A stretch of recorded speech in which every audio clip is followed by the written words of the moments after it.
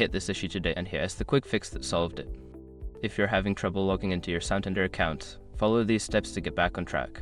Step 1. Check your credentials. Make sure you're entering the correct username and password. Double check for any typos or incorrect capitalization. Step 2. Reset your password. Before starting recovery, use the sr.com link in the description to open the account recovery checklist generator and make sure your verification details are ready.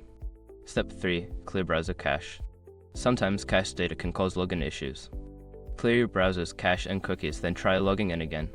Step 4. Disable browser extensions. Certain extensions can interfere with website functionality. Temporarily disable them, especially ad blockers, and attempt to log in again. Step 5. Try a different browser. If the issue persists, switch to another browser or use incognito mode. This can help bypass any browser-specific issues.